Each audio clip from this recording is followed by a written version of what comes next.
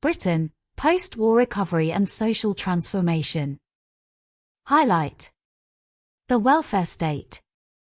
After World War II, the UK was in economic exhaustion, and the public demanded change. In 1945, the Labour government led by Clement Attlee was elected, promising to create a welfare state based on the Beveridge Report. In 1948, the National Health Service, NHS, was established, providing free healthcare for all. A system of nationalised benefits was introduced, offering social security from birth to death. The government also nationalised key industries like railways, coal mines, and utilities. Decolonisation and independence. In 1947, the UK granted independence to 9 countries, including India, Pakistan, and Ceylon, now Sri Lanka. Over the following 2 decades, other colonies in Africa, the Caribbean, and the Pacific gained independence. Britain developed its atomic bomb and joined NATO to resist the perceived threat of Soviet invasion.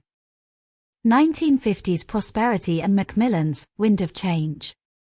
The 1950s saw economic recovery and increasing prosperity. Prime Minister Harold Macmillan delivered a speech about decolonisation, known as the Wind of Change speech. It was a time of economic growth, increased consumerism, and greater mobility. Post-war immigration. Labour shortages led to immigration from Ireland and other parts of Europe.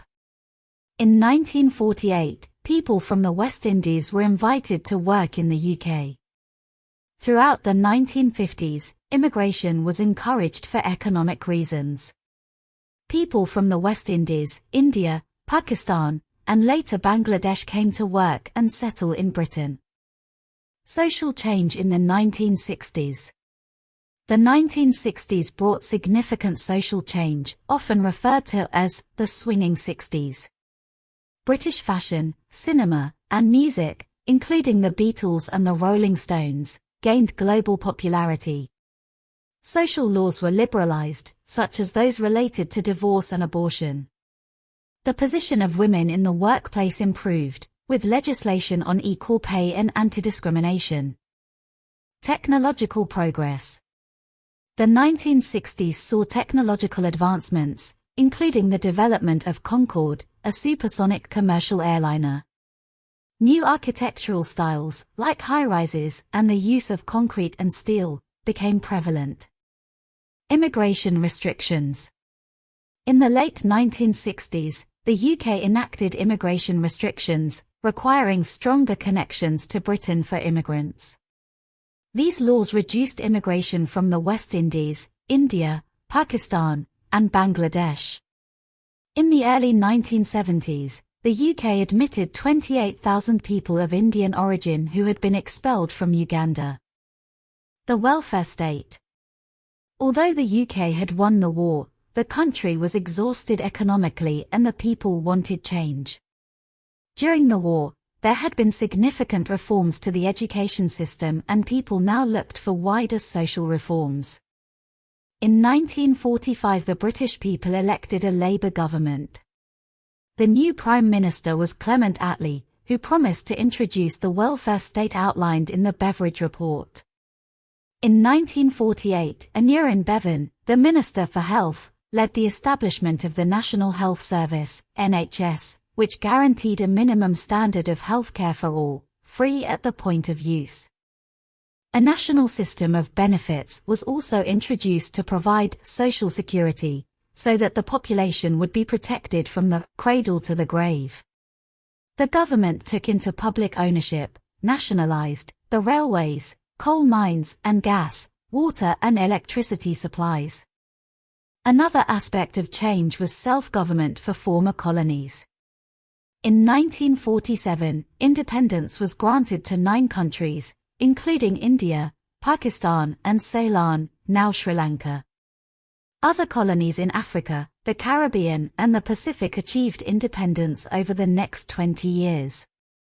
The UK developed its own atomic bomb and joined the new North Atlantic Treaty Organization, NATO, an alliance of nations set up to resist the perceived threat of invasion by the Soviet Union and its allies. Britain had a conservative government from 1951 to 1964. The 1950s were a period of economic recovery after the war and increasing prosperity for working people. The Prime Minister of the day, Harold Macmillan, was famous for his Wind of Change speech about decolonization and independence for the countries of the Empire. Migration in post-war Britain. Rebuilding Britain after the Second World War was a huge task. There were labour shortages and the British government encouraged workers from Ireland and other parts of Europe to come to the UK and help with the reconstruction. In 1948, people from the West Indies were also invited to come and work. During the 1950s, there was still a shortage of labour in the UK. Further immigration was therefore encouraged for economic reasons, and many industries advertised for workers from overseas. For example, centres were set up in the West Indies to recruit people to drive buses. Textile and engineering firms from the north of England and the Midlands sent agents to India and Pakistan to find workers. For about 25 years, people from the West Indies, India, Pakistan and, later, Bangladesh travelled to work and settle in Britain. Social change in the 1960s. The decade of the 1960s was a period of significant social change. It was known as the Swinging 60s. There was growth in British fashion, cinema and popular music. Two well-known pop music groups at the time were the Beatles and the Rolling Stones. People started to become better off and many bought cars and other consumer goods. During the 1950s, there was still a shortage of labour in the UK. Further immigration was therefore encouraged for economic reasons, and many industries advertised for workers from overseas. For example, centres were set up in the West Indies to recruit people to drive buses. Textile and engineering firms from the north of England and the Midlands sent agents to India and Pakistan to find workers. For about 25 years, people from the West Indies, India, Pakistan and, later, Bangladesh travelled to work and settle in Britain. The 1960s was also a time of technological progress. Britain and France developed the world's only supersonic commercial airliner, Concorde. New styles of architecture, including high-rise buildings and the use of concrete and steel, became common. The number of people migrating from the West Indies, India, Pakistan and what is now Bangladesh fell in the late 1960s because the government passed new laws to restrict immigration to Britain. Immigrants were required to have a strong connection to Britain through birth or ancestry.